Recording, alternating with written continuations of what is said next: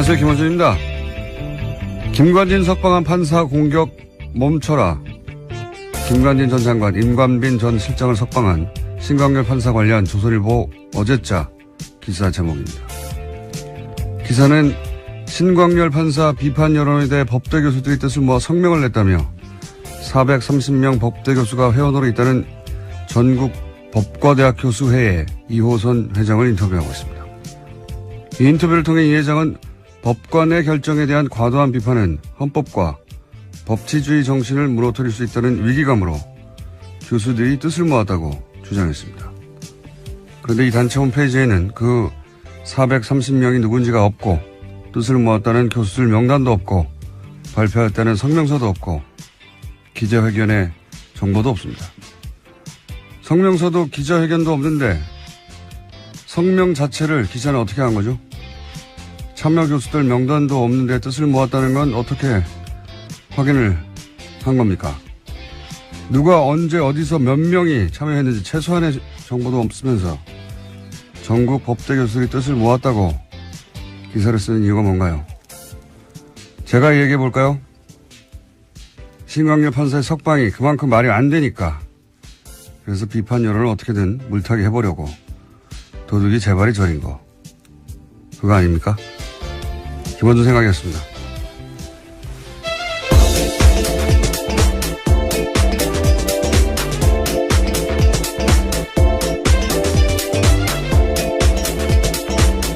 시사인의 김은주입니다. 네. 오늘 첫 뉴스는 다 이제 북한 미사일로 모든 매체가 도배가 됐겠지만 저는 아닙니다. 저는 어제 이어서 이 전국 법과대학 교수회의 이야기를 좀 더 해야 되겠어요. 예. 어제 좀 이 단체가 어떤 단체인지 조사 좀 해보셨어요? 네, 어제 홈페이지가 다운되어 있어서요. 접속이 안 됐습니다. 계속해서. 접속자가 아마도 폭주해가지고, 예, 확인해 보려고 하는데, 홈페이지가 안 열린 걸로, 예. 근데 이제 폭주하기 전에 저는 다 봤거든요. 이미. 봤는데, 원래는 전국 법과 대학 교수, 회의가 아니라, 명칭이 달랐는데 이게 명칭이 변경됐어요, 작년에. 그리고 작년 2월에 사단법인화 되고, 이제 현 회장이 선출됐어요. 어제 말씀드렸듯이 알림마당 공지는 한 6개. 자료도 한 10여 개 수준. 예. 거의 회장님 혼자 운영하는 홈페이지 아닌가. 그 정도 수준이었는데, 사무실도 본인 연구실이나 그 옆방인 것 같고요. 예. 앞으로 이제 서명했다는 명단이 혹시라도 나오면 일일이 다 확인해 볼 생각입니다. 근데 제가 이제 이 뉴스에 관심을 가진 이유가 뭐냐면 저는 이런 뉴스에 관심이 많아요.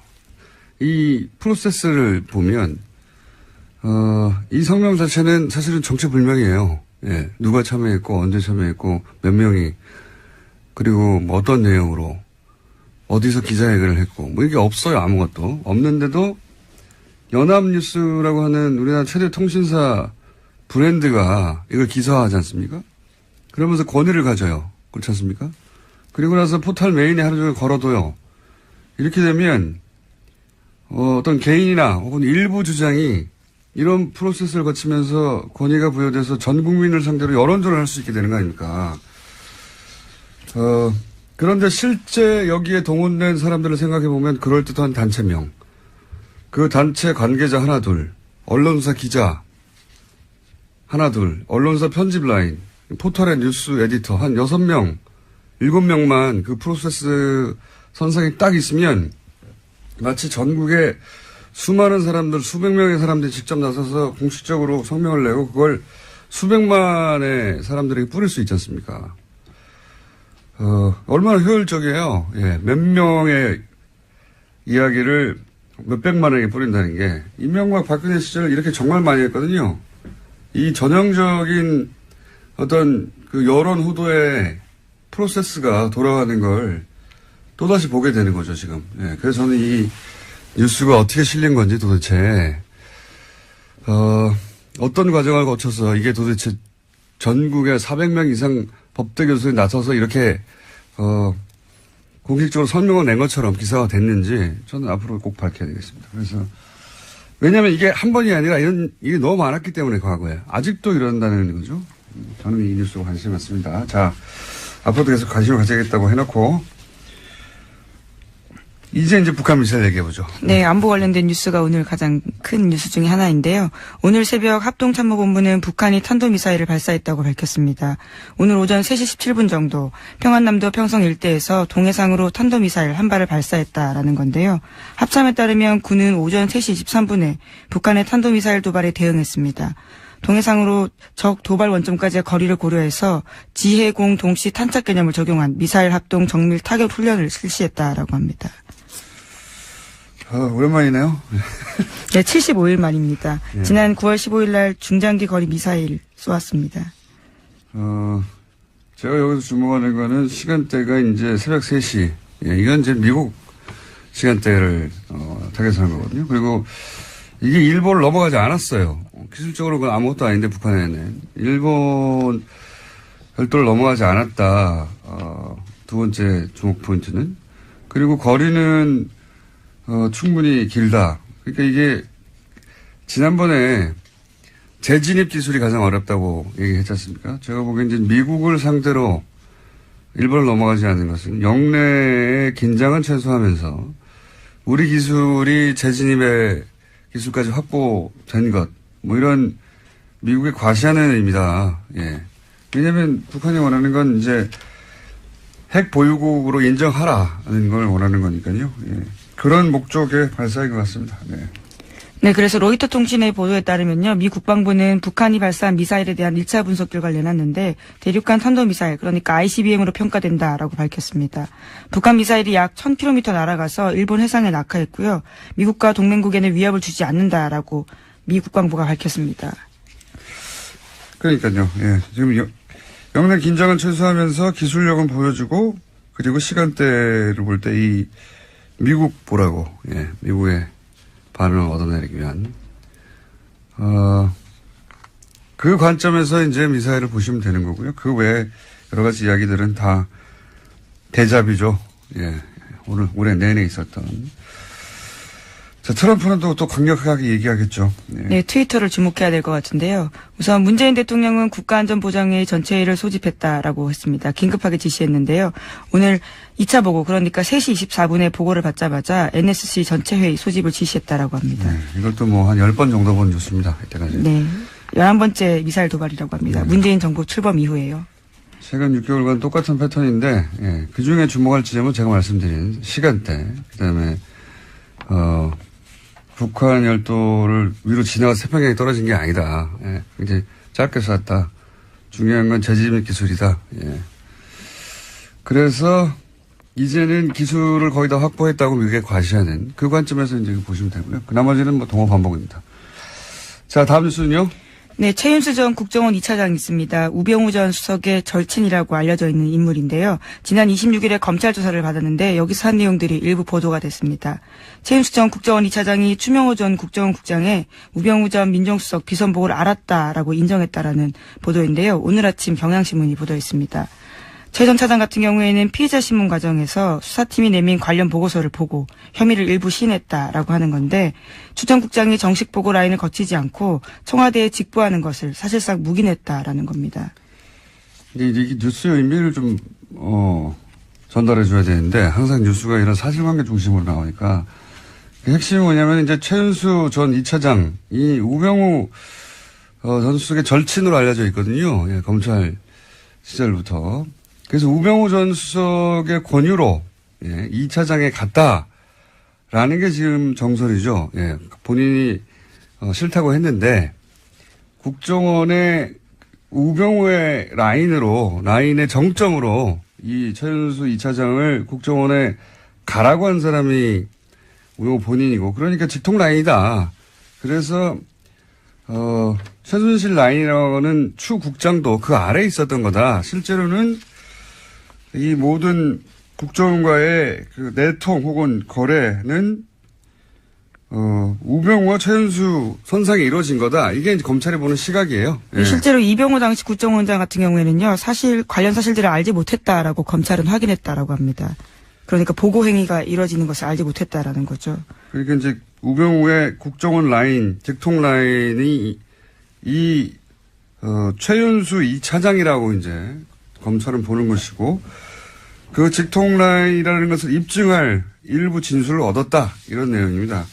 이렇게 되면 이제 뭐가 달라지냐면 우병우 전 수석이 국정원을 직통으로 이 사람과 거래하면서 이 차장과 거래하면서 불법적으로 뭐 감찰을 한다든가 정보를 빼낸다든가 혹은 뭐 그 감찰 얘기도 많았잖아요. 네, 그렇죠. 특별감찰관 같은 경우에는요, 불법 사찰했다라는 혐의들이 있는데요. 이석수 전 감찰관뿐만이 아니라 이광구 우리은행장, 그리고 김진선 전 평창 동계올림픽 조직위원장 등이 이름을 올렸습니다. 이석수 전 감찰관 같은 경우에 우병우 전 수석의 개인 비리를 캐고 있으니까, 이 국정원에 연락을 해가지고, 거꾸로 이석수 감찰관의 비리를 캐라.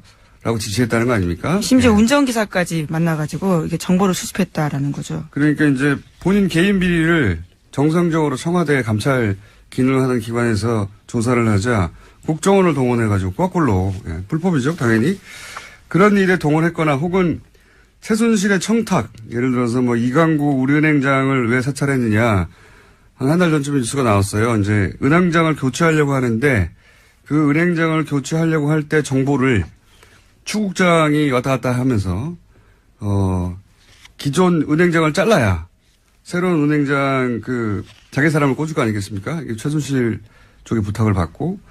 그런데 이런 걸 했던 것도 결국은 이 차장 라인을 통해서 한 게 아니냐. 뭐 이런 수사가 이루어지고 있는 겁니다. 네. 그런데 과연 그렇게 해서 우병우 선수를 이번에는 구속시킬 수 있을 것인가? 그건 모르겠어요. 네, 오늘 오전 10시에 예, 다시 피의자로 신분으로 불려나와서요, 조사받습니다. 그런 뉴스입니다. 예. 다음 뉴스는요? 네, 국정원이 2013년 검찰의 대선 개입 수사를 막으려고 원세훈 전 원장의 개인 비리를 들이밀었다라는 한겨레 신문에 오늘 아침 보도가 있습니다. 그러면서 댓글 사건 수사를 중단시켜야 한다라는 보고서를 작성했다라는 건데요. 그러니까 국정원은 검찰 수사가 한참 진행되던 2013년 4월 달에 수사 무마를 위한 하나의 전략을 짰다라고 합니다. 검찰도 체면이 있기 때문에 원전 원장을 구속되긴 해줘야 되는데 그것이 개인 비리여야 한다라는 건데요. 일종의 빅딜을 해야 된다라는 보고서 내용이 있다고 합니다. 네, 국정원은 이런 곳이에요. 국정원장을 했던 사람 아닙니까?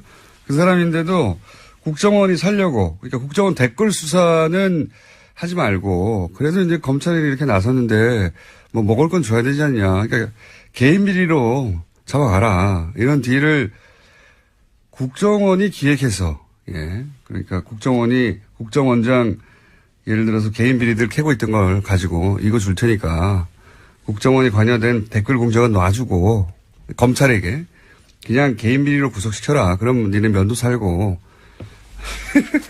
네, 물론 그런 의사를 간접적으로 전달했는데 결과적으로 성사되지 않았다라고 해당 신문은 보도하고 있는데요. 소위 속죄한 카드라는 워딩이요. 보고서에 있다고 합니다. 이때 당시 최동욱 총장과 그다음 윤석열 수사팀장이요. 예, 지검장 두 양반이 이런 걸 안 받은 거죠. 예. 그래서, 대신 그 두 양반이 날아간 거죠. 근데 국정원은 국정원장이었던 사람도, 이렇게 써먹는 거죠. 쓰고 버리는 카드로. 국정원이 그런 곳입니다. 자, 다음 뉴스는요? 네, 2012년, 2013년 경찰의 국정원 댓글 사건 수사 당시에 수사 정보를 국정원 쪽에 흘려준 의혹을 받고 있는 김병찬 서울 용산경찰서장이 있습니다. 어제 검찰에 출석했는데요. 출석에 앞서서 취재진들과 만나서 이렇게 이야기했습니다. 자신이 당시에 국정원 관계자와 연락을 주고받은 건 사실이지만 다 업무상 필요에 의해서 통화한 거다라고 주장하고 있습니다.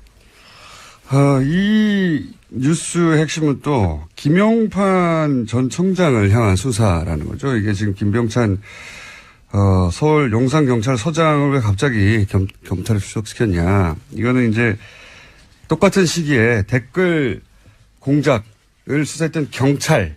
네, 서울청 수사 2계장이었습니다. 당시에요. 네. 경찰의 당시 책임져 있던 김용판 전 청장이 무죄로 풀려났잖아요. 관련해가지고. 근데, 지금 나오고 있는 이제 관련 보도들을 보면 당시 청와대 새누리 국정경찰이 한 몸통으로, 커넥션을 이루어서 이 당시에 댓글 공작이 아무런 혐의가 없다라고 대선 직전에 발표한 것 사건 경찰과 국정원의 정치 개입이죠. 명백한 대선 개입. 이 수사를 다시 하겠다는 의지죠. 예. 그래서 지금 김병찬 서울 용산경찰서장이 출석해서 조사를 받는다.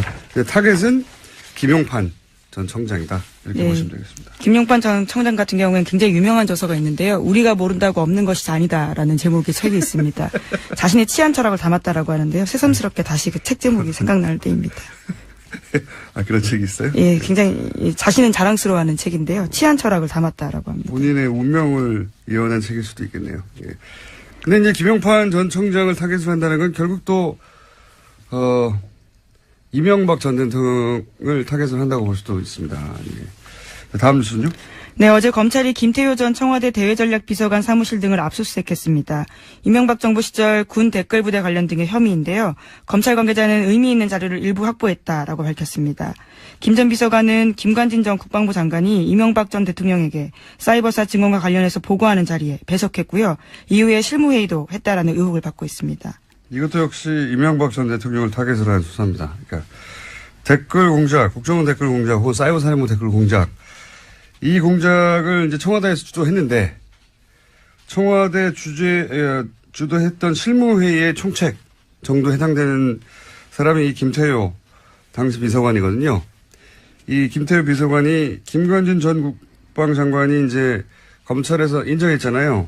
본인이 대통령에게 사이버사 증언과 관련 보고를 했고 지시도 받았다. 대통령이 보고했다는 말을 했어요. 김관진 전 장관이. 했다는 거죠. 예. 근데 그 실무회의의 책임자였단 말이죠. 김태효 비서관이. 그러니까 지금 김관진, 임관빈 석방되니까 아예 다이렉트로 김태효 비서관 쪽으로 타겟을 바꾼 겁니다. 현재. 예. 이것도 역시 이명박 전 대통령을 타겟으로 하는 수사 진척이다. 자, 다음 뉴스는요? 네, 어제 국회 부의장인 자유한국당 심재철 의원의 발언이 논란이 되고 있습니다. 문재인 대통령과 임종석 비서실장, 서훈국정원장과 윤석열 서울지검장을 법치 파괴, 내란죄와 국가기밀 누설죄 등으로 형사고발해야 한다라고 주장해서인데요. 심 의원은 현재 문재인 정부가 적폐청산이라는 미명 아래 여러 행정부처 과거사 진상조사위를 설치해서 벌이고 있는 일은 실질적으로 조사가 아니라 수사다 이렇게 주장하고 있습니다. 예. 하여튼 전 부럽습니다. 어제도 얘기했지만 뭐 아무 말이나 막 해도 되는 거 아닙니까? 예. 그렇습니다. 대통령과 비서실장과 국정원장 그리고 서울중앙지검장까지. 여기 항상 자유한국당이 검찰을 문제 삼을 때는 보통은 검찰총장을 문제 삼는데 자유한국당은 항상 윤석열 지검장을 타겟으로 해요. 예. 윤 지검장이 잘하고 있다는 얘기죠. 네, 내란죄까지 운운했습니다. 내란죄. 예. 그런 뉴스가 있습니다. 예. 좋겠습니다. 아무 말이나 막 해도 되고. 자, 다음 뉴스는요. 네, 어제 조윤선 전 정무수석의 재판이 있었습니다. 여기에 박준우 전 정무수석이 증인으로 나왔는데요. 전임 정무수석이었습니다. 박준우 전 수석 같은 경우에는 조 전 수석에게 불리한 진술을 어제 했는데요. 1심 때 한 진술을 바꾼 겁니다.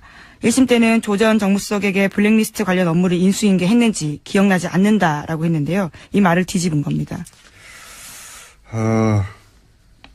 조 전 장관, 조윤선 전 장관은 굉장히 곤혹스러운, 곤란한, 불리한 증언이네요. 이렇게 되면, 왜냐하면 이전에는 기억나지 않는다고 했는데, 이거 다시 뒤집은 거예요. 인수인계 했다고. 예. 네. 1심 같은 경우에는 그러한 진술 등을 바탕으로 해서 무죄를 줬었거든요. 예. 그런데 그게 아예 뒤집어진 겁니다. 굉장히 자세히 진술했습니다, 어제. 예. 그때도 기억났는데, 사실은 변호인단 측에서 거짓말을 유도하여서, 그렇게 거짓말 했다. 근데 지금 마음이 바뀌었다. 이런 거 아닙니까? 마음이 바뀌었다기보다는 이제 본인에게. 예, 검찰 수사를 받고 있는 상황이거든요. 예, 본인에게 이 혐의가 오게 될 경우에 이제 어떻게 합니까? 자기가 벗어나야 되는데. 여하간 조 전 장관은, 예, 석방됐는데, 예, 굉장히 불리하게 됐습니다. 네, 시기와 장소, 워딩까지 굉장히 자세하게 이야기했습니다. 좌파단체 배제와 우파단체 지원은 박근혜 대통령과 김기춘 비서실장이 관심이 있는 사안이기 때문에 챙겨야 한다. 이렇게까지 말했다고 합니다. 자, 시간이 거의 다 됐기 때문에 이제 제목 체크하고 넘어갈까요? 네, 신임 대법관 후보로 두 사람이 제청됐는데요. 안철상 대전지방 법원장과 민유숙 서울고법 부장판사입니다. 이제까지 서울대 50대 남성으로 획일화됐던 대법원 구성에서 탈피해서 다양화가 시도됐다라는 평가받고 있습니다. 비서울대 출신 여성법관 그리고 소위 이제 엘리트 코스로 가는 법원 행정처 거치지 않은. 네. 그런 의미에서 파격이다. 예, 평가를 받고 있고요. 다음은요. 네, 국민의당과 바른정당 정책연대 협의체가 오늘 첫 회의를 엽니다. 바른정당 유승민 대표 같은 경우에는 또 자유한국당과 통합하지 않겠다라고 선을 그었고요. 하지만 국민의당 내에서는 반대파의 반발이 갈수록 거세지고 있습니다. 지금 이제 이 앞에는 바른정당이 그렇게 분당이 됐고 혹시 국민의당도 그런 길을 걸을까 싶어서 예. 정당 관련해서는 인수가 계속 나오고 있습니다. 네. 자, 오늘은 여기까지 하겠습니다. 네, 시사인의 김은지였습니다. 감사합니다.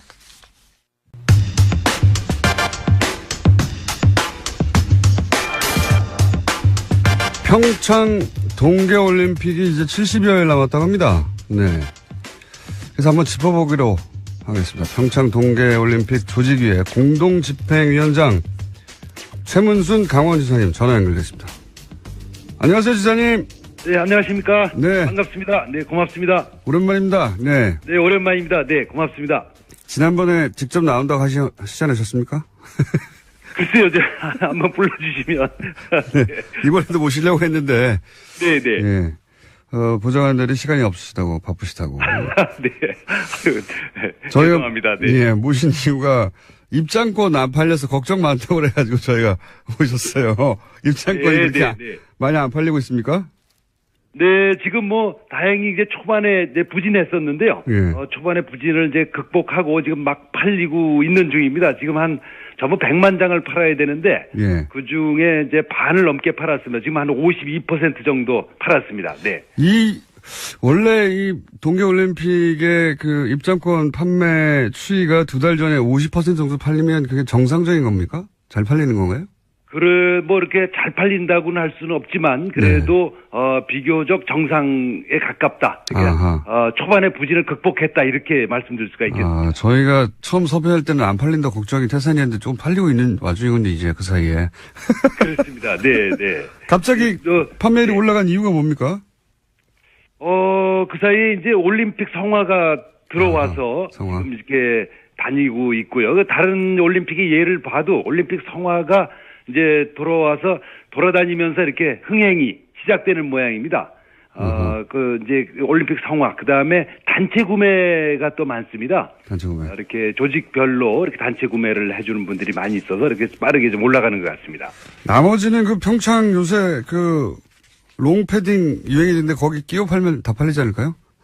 글쎄요, 그런데, 롱패딩이 의외로 다른 곳에서 이제 좀 예상치 못한 곳에서 흥행이 막 돼가지고요. 그것도 관심을 불러일으키는데 꽤 역할을 한 걸로 생각을 하고 있습니다. 알겠습니다. 그럼, 입장권은 그러면 크게 걱정하지 않아도 되는 추세다. 예. 그렇습니다. 연말까지 한 80% 정도 팔 수 있을 것 같고요. 예. 올림픽 전까지는 이제 완판해볼 목표를 가지고 있습니다. 완판, 예. 완판하시면은 완판나무를 한번 또 출연해 주시고요. 네, 네.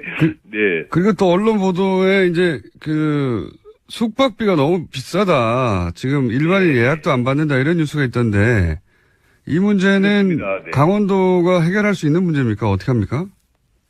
강원도뿐만 아니라 시군이 함께 해결해야 될 문제인데요. 예. 지금 초반에 지금 말씀하신 그런 일이 없지 않았습니다. 이게 초반에 이제 왜 이런 일이 생겼냐 하면 그 올림픽 조직위원회하고 IOC에서 올림픽 운영 요원들이 이제 쓸 호텔하고 콘도를 전부 이렇게 수용한다 그럴까 차출한다 그럴까 한 150개 정도를 이렇게 쓰게 됐습니다. 그러니까 다른 손님을 못 받게 된 거죠. 그러다 보니까 좀 좋은 숙박업소들이 좀 줄어들어서 이제 과열됐다 그럴까 과열됐습니다. 그러다 보니까 이제 값이 좀 오르고 그래서 약 한 방 하나에 50만 원 선까지 올라갔었는데 저희들이 여러 가지 자율적으로 협약도 하고 또 단속도 하고 또 실제로 이렇게 실제로 계약이 잘 안 돼서 지금 한 28, 9만 원까지 이렇게 값이 내려가 있는 상태입니다. 아하, 50만 원. 그러니까 2인 1실 기준을 말씀하시는 겁니까? 50만 원이?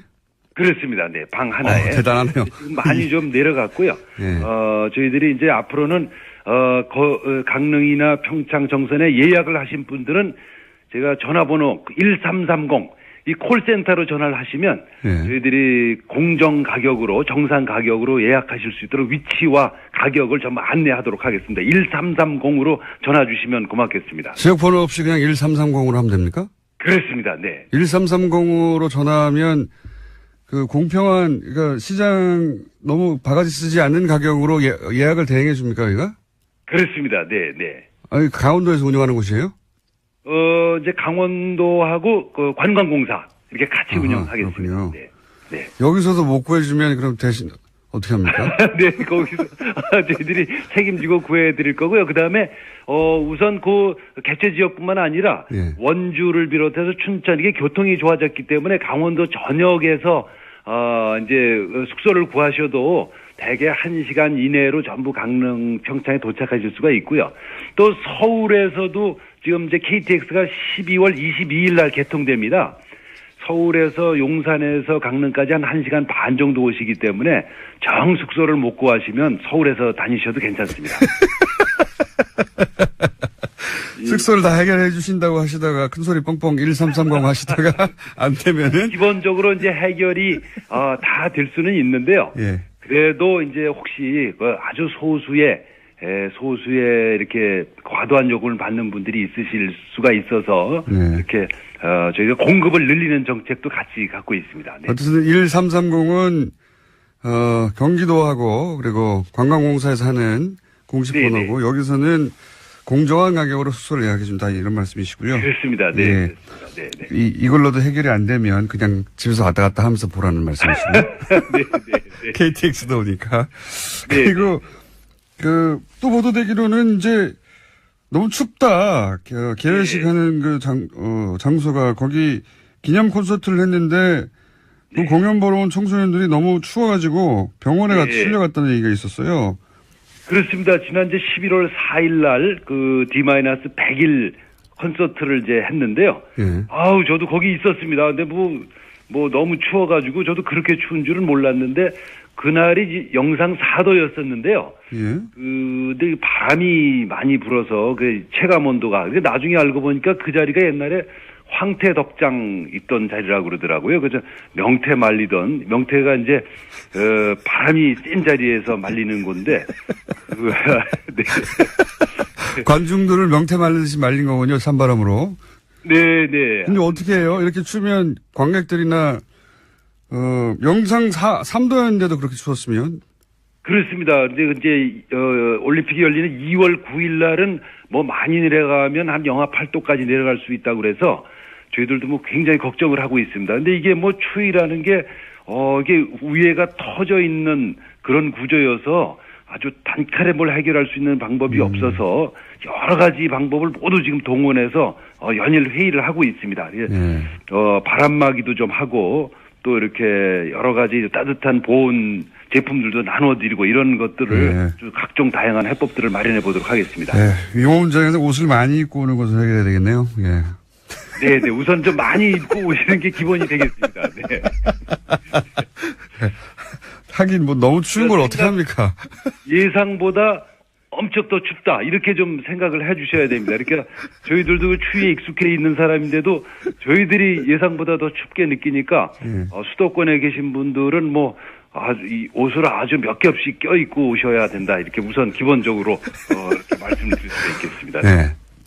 지사님. 네네. 그거는 아무나 할 수 있는 말 아닙니까? 추우니까 옷을 많이 껴. 네. 특별한 대책이 있으십니까? 옷을 많이 껴입고 해야 되는 거. 대책을 뭐 다각도로 준비를 하고 있는데 일반적으로 느끼는 추위보다 이제 훨씬 더 춥다 이렇게 좀 미리 좀 말씀을 드리겠습니다. 네. 알겠습니다. 그 대책은 옷을 많이 입고 오는 것으로 말씀해 주셨고. 그리고 연결한 김에 네네. 이건 평창 얘기는 아닌데 평창 얘기는 이제 충분히는 아니어도 앞으로 저희가 개회식 다가가면 좀 더 연결하겠는데요. 연결했는데 MBC 최연소 사장을 지내셨던 분 아니겠습니까? 네. 네. 지사님께서는 최연소 사장을 하셨는데 네네. 최근 이제 사장 선출 과정이 있으니까 굉장히 관심 있게 보실 텐데요. 네네. MBC 사장을 하려면 직접 해보신 분으로 어떤 자질이 굉장히 중요합니까? 우선 제가 할 때 하고 또 좀 다른 자질이 있어야 된다고 보는데 우선 정치적 중립성과 독립성을 지키는 게 우선 큰 자질이고요. 근데 지금은 이제 그거를 넘어서서 경영 능력이 굉장히 중요할 것 같습니다. 이제 옛날하고는 달리 이 지상파들이 방송이 지금 다 그렇긴 한데 재정 상태, 경영 상태가 굉장히 나쁘기 때문에 경영 능력이 아마 굉장히 중요한 자질 중에 하나로 포함되지 않나 이렇게 생각이 듭니다. 방송 정상화를 시킬 능력은 기본이고 더 나아가서 이제 권력으로부터 방송을 지킬 그 자질은 기본이고 사실은 경영 능력도 있어야 된다. 네, 그렇습니다. 네. 이 경영 능력은 그게 미리 알 수 있습니까? 어떻게 합니까? 그 경영 능력이라는 것은 이제 방송의 독립성을 지키는 능력하고는 좀 다른데 예를 들어 그렇죠. 방송의 경영의 가장 수입원이 되는 게 이제 드라마가 되겠습니다. 드라마. 예, 광고인데요. 광고를 제일 많이 붙이는 게 이제 드라마죠. 이 드라마는 그 방송 작가라든지 연기자라든지 PD라든지 또 여러 가지 스텝들을 한 100가지 정도의 한 요인들을 한꺼번에 묶어낼 수 있는 통합 능력 같은 건데요. 그거를 해낼 수 있는 능력이 있어야 된다고 저는 생각을 하고 있습니다. 그러면 드라마국을 경험한 후보자야 좋다 이런 말씀이십니까? 꼭 그런 건 아닙니다. 꼭 하지만 그걸 이해해야 한다. 네네. 그런 이제 통합 능력. 이렇게 사람들의 이해관계를 잘 조절해내고 사람들을 이제 묶어내고 이런 능력이 있어야 된다고 생각하고 있습니다. 네. 알겠습니다. 그리고 저희 그 PD가 갑자기 네네. 보통 이렇게 청탁 질문이 안 들어오는데 질문이 하나 중간에 들어왔어요. 네네네. 올림픽 기간 중에 TBS 영어 방송이 있거든요. 예. 그래서 아마 영어 방송. 네. 예. 네. 영어 방송이 현장 방송을 할 계획인가 봐요. 예. 아, 그러시군요. 네, 예. 그러시군요. 네. 그래도 되는 거죠? 아, 네, 물론입니다.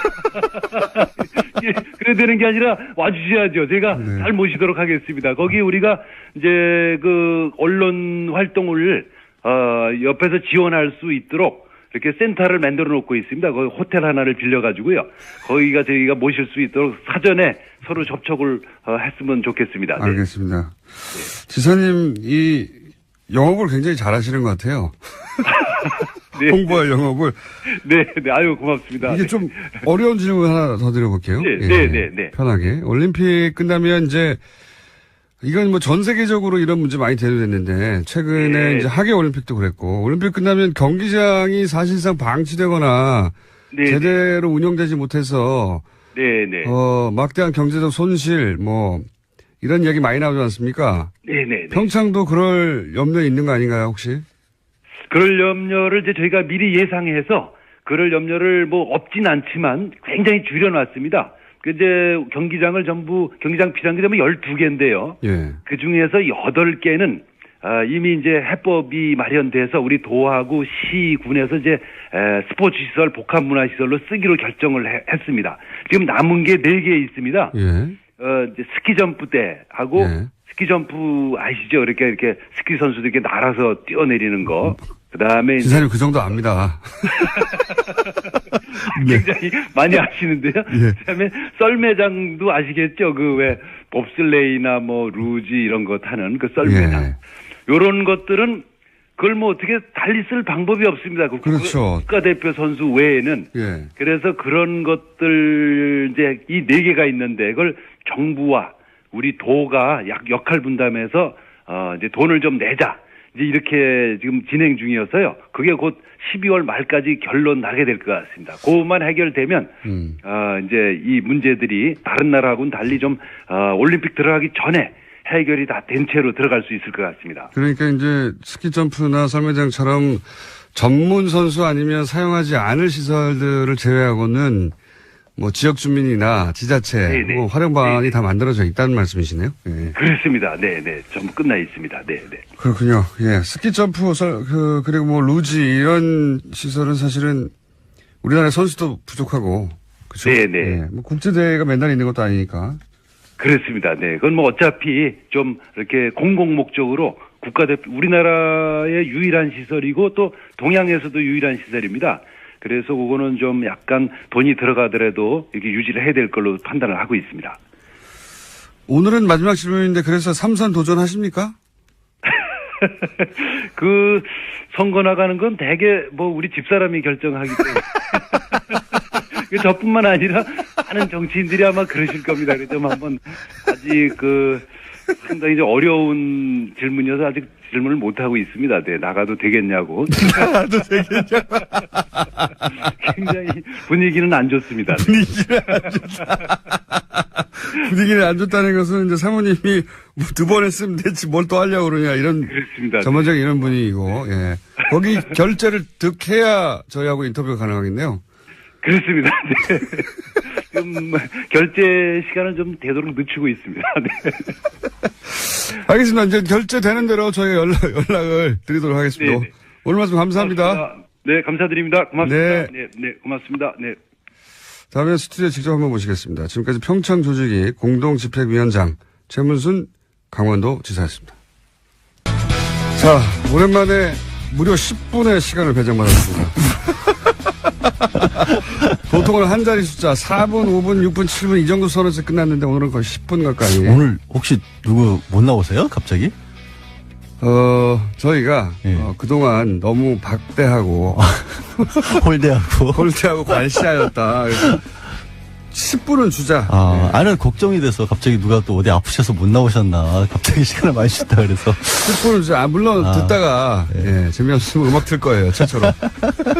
양지열 변호사님. 괜찮네. 나왔습니다. 그것도 음악도 아침에. 안녕하세요. 반갑습니다. 양재루입니다. 자, 오늘 주제는 뭡니까? 안 나온 사람이 있어서 저는 나왔는데. 안 나오는 사람이 있어서. 박근혜 전 대통령 골석. 예. 박 전 대통령 골석 재판은 이제 법대로, 그러니까 법에 따르면 출석을 안 하는데 출석을 안 할 만한 정당한 이유도 없고 또 그렇다고 해서 굳이 안 내려올 사정이 있는 것도 아닌데 또 강제로 인치하기는 어려운 상황일 때. 그러니까 전직 대통령이기 때문에 이렇게 된 거죠. 그러니까 구치소의 표현으로는 무릎하고 허리는 좀 안 좋대요. 그런데 30분 정도 밖에 나갈 정도는 충분히 된다. 하지만 우리 구치소 입장에서는 전직 대통령인데 강제로 끌고 나갈 수는 없지 않느냐. 구치소뿐만 아니라 법원에서도 강제 구인하려면 할 수 있는데. 구인하면 뭐예요? 나와서 아무 말도 안 하고 있겠다라고 해버리면 또 아무 말도 안 할 것이고. 그러면 의미가 없기 때문에 두 번 구인하는 과정에 사진이나 이런 거 찍히면 또 괜히 복잡해지죠. 법원도 부담스럽고 하니까. 근데 사람들이 이제 그런 생각도 할 것 같아요. 여성이잖아요, 여성. 그 점도 저는 작용했다고 봅니다. 여자 경찰도 있어요. 물론 그렇긴 한데 여성이고 전직 대통령을 강제로 구인해서 법정에 앉혀놓는다. 아무 의미 없죠. 모양새도 좋지 않고. 라는 것이 주는 이제 부담. 그것 때문에 이제 못하는 거죠. 다른 부담은 혹시라도 일각에서 이미 나오고 있는 얘기처럼 그럼 자리에 있지도 않은데 재판을 하면 결국은 본인이 포기했다고 할지라도 역사적인 기록인데 이게 반론권도 보장 안 해주는 거 아니냐. 원래 앉아있을 때도 반론을 안 했어요.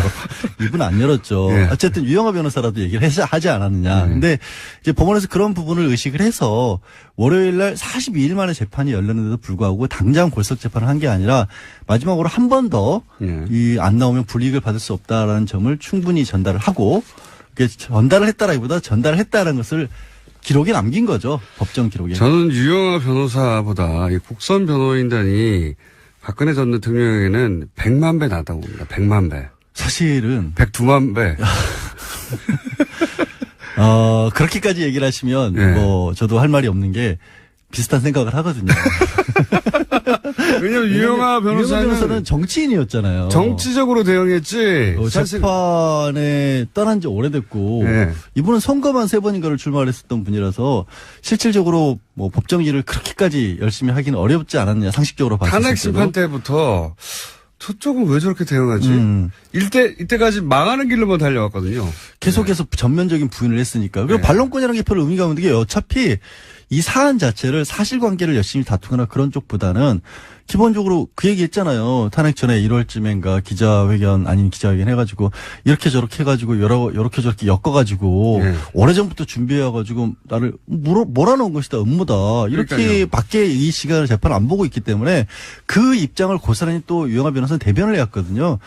게다가 지금 5명의 국선 변호사를 지금 국선 전담 사무실에서 끌고 왔는데 이분들이 사실 대한민국에서 형사재판 제일 많이 하는 사람들이거든요. 아니, 이분들은 변호사로는. 전문가들이 맞아요. 아, 맞아요. 네. 예전에, 정말 예전에는 국선 한다 그러면은 뭐 실력이 없다거나 대충 해준다고 했는데 전담 사무실 그런 분위기 전혀 아니거든요. 그리고 이분들은 본인이 원하지는 않았지만 어쨌든 세계의 재판을 맡았기 때문에 그럼요. 자신의 실력을 발휘하기 위해서라도 열심히 하게 돼 있고 법리적으로 치열하게 다투게 돼 있어서 제가 보기에는 유영하 변호사 그리고 박근혜 전 대통령이 소위 이제 이것은 정치적 음모다. 그리고 우리는 아프다. 이거 두 개 말고 한 게 뭐 있습니까? 그것만 해왔는데 그래서 끊임없이 불리해져 가다가 지금은 이제 우리는 정치적 탄압을 이렇게까지 받고 있다. 소위 이제 박근혜 전 대통령은 아무런 법적인 방어권을 행사하지 못하고 있다. 이런 이미지를 주려고 손을 놨는데 그 덕분에 오히려 새로운 변호사들이 새로운 변호사들이 비로소 이제 법적인 방어권을 제대로. 근데 조금 네. 새로운 변호사들도 사실은 딱히 새로운 걸 할 건 없는 것 같아요. 왜냐면 어제 걸작 재판을 시작을 했는데 사람이 도와주지 않으니까요. 사람이 도와주지 않고 다툴 여지가 크게 많지 않은 게 왜 두 가지를 어제 다퉜거든요. 어제 이미 걸작 재판 시작했어요. 그리고 또 태블릿 PC를 다투기 시작했어요. 네. 국선 변호인. 왜냐하면 그 연장선상에서 그거 말고는 할 게 없다라는 방어를 거고. 해야 하니까. 또 정호성 전 비서관 그 유출 경위 문건들 녹취록 이런 것들이 또 증거 능력으로서 쓰일 수 있느냐 이것도 다투기 시작했거든요. 이걸 보면 그 이전에 남겨놓은 것들을 하고 있는 건데. 그렇죠. 그것도 예. 맞고 또 다른 것들을 찾아내기도 현실적으로 어려운 분위기 아니 아닌가. 피의자를 만날 수가 없잖아요. 만나야지 서로 의논해 가며 어디를 공략하자 혹은 뭐 아니 뭐 세 번 편지는 보냈는데 네. 첫 번째만 답신이 오고 그 다음부터는 아예 답장도 안 한다는 거 아니에요. 왜 내가 안 만나겠다고 했으면 됐지 두 번 세 번 귀찮게 하느냐 그런 분위기인 거고. 그래서 나오는 부분들은 업무 인수인계도 사실은 제대로 못 받은 것 같기도 해요. 어제 이제 재판장에서 약간 진풍경이 벌어진 게 재판장이 요거는 이미 이전 변호사들이 동의한 거니까 넘어가시고요.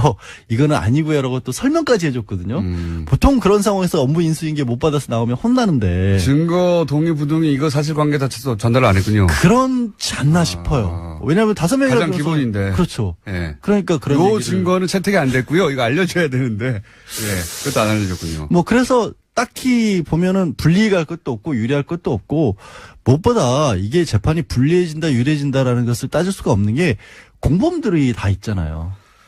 공범들이 다 지난주에 차은택 송성각 씨 같은 경우도 유죄 판결 받았습니다. 직권남용하고 그 인사청탁했던 부분. 인사청탁한 건 박 전 대통령이 뒤에서 꽂아줬다라는 게 그냥 판결문에도 나와 있어요.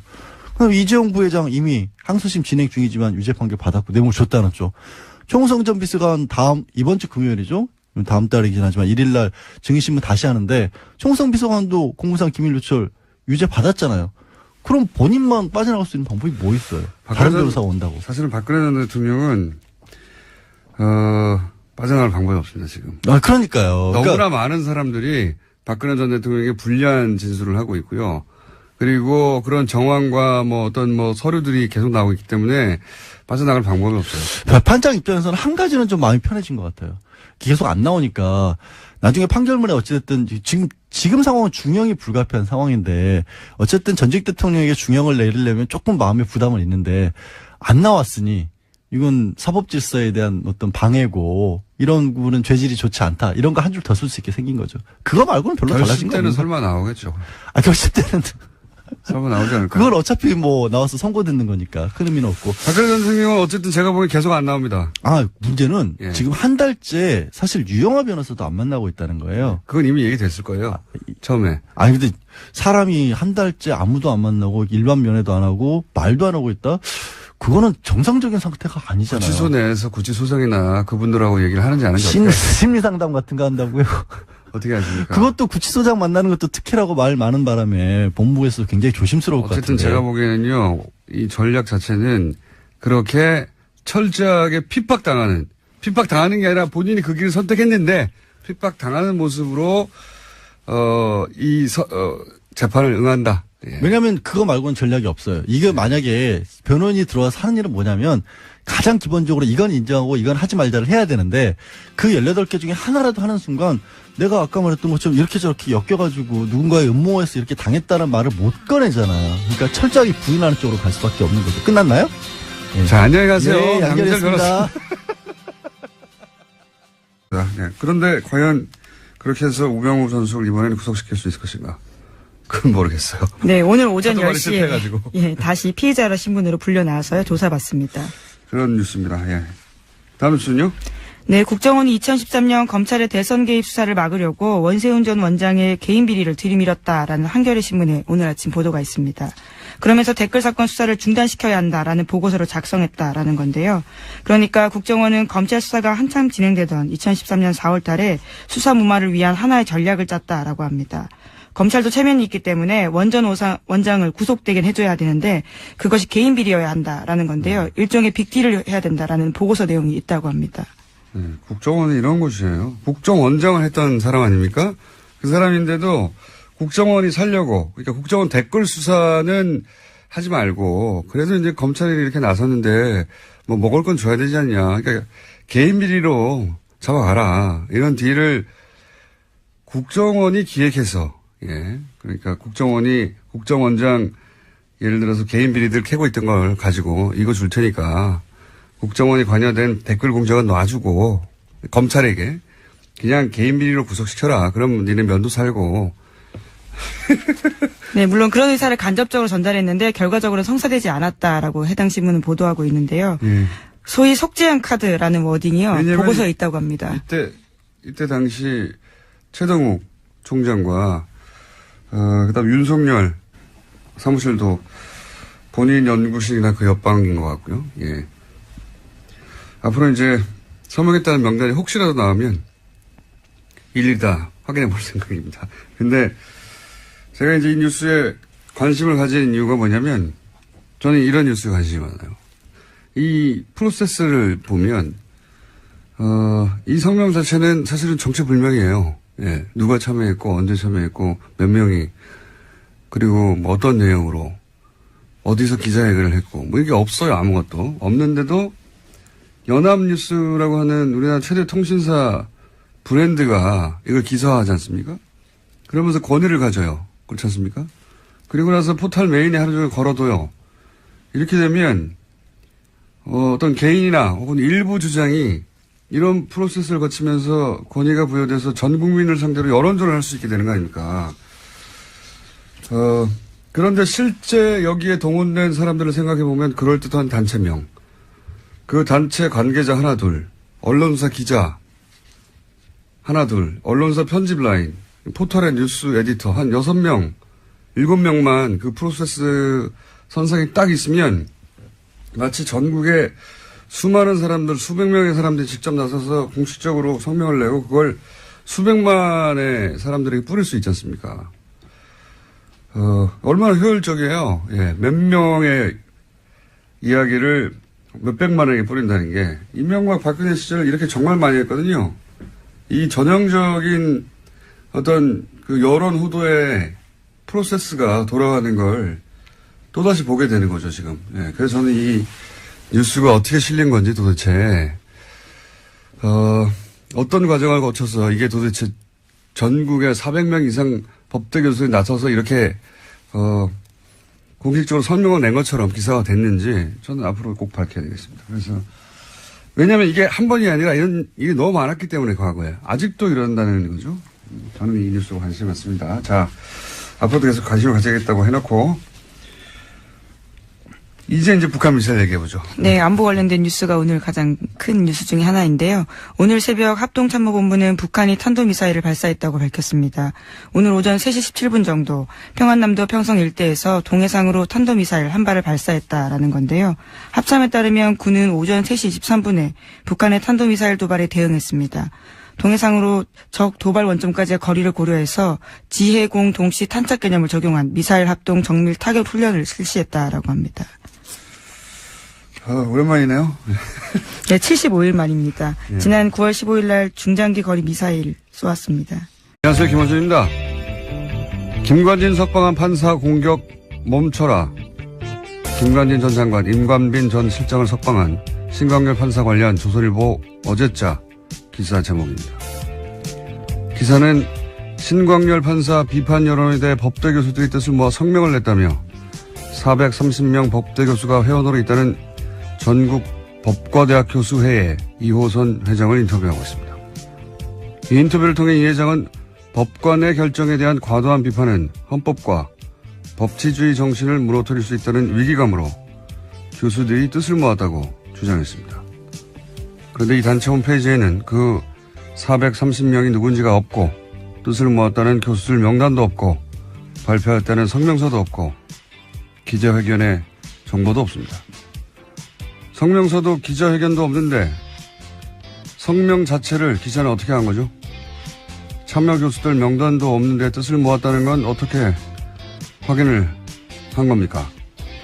누가 언제 어디서 몇 명이 참여했는지 최소한의 정보도 없으면서 전국 법대 교수들이 뜻을 모았다고 기사를 쓰는 이유가 뭔가요? 제가 얘기해 볼까요? 신광렬 판사의 석방이 그만큼 말이 안 되니까 그래서 비판 여론을 어떻게든 물타기 해보려고 도둑이 재발이 저린 거 그거 아닙니까? 김원준 생각이었습니다.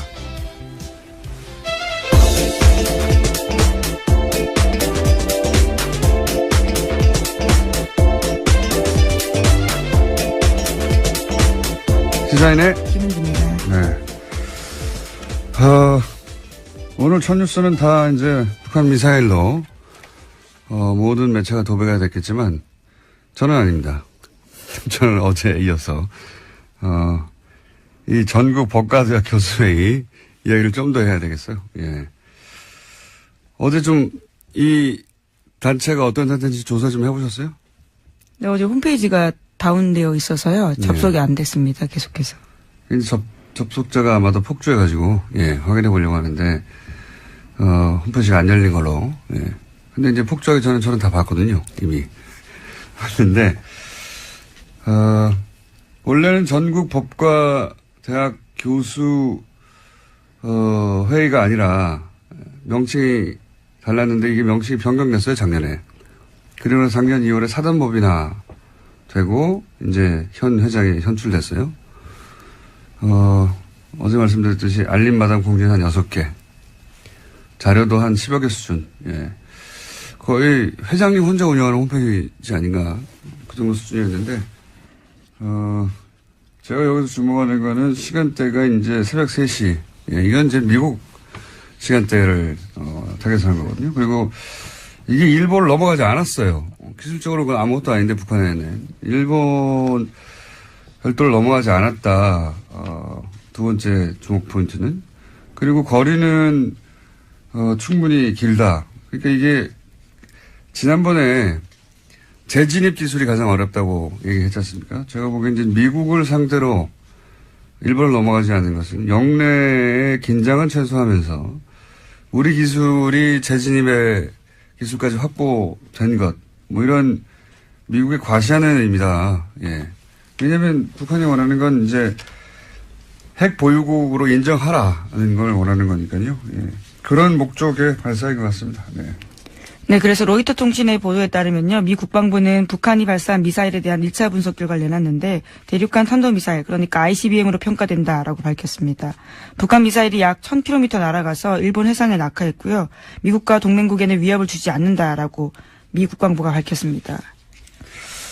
그러니까요. 예. 지금 영내 긴장은 최소화하면서 기술력은 보여주고 그리고 시간대를 볼 때 이 미국 보라고, 예. 미국의 반응을 얻어내기 위한,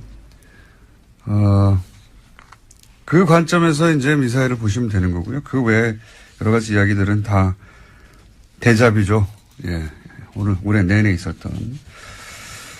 자, 트럼프는 또 강력하게 얘기하겠죠. 예. 네, 트위터를 주목해야 될 것 같은데요. 우선 문재인 대통령은 국가안전보장회의 전체회의를 소집했다라고 했습니다. 긴급하게 지시했는데요.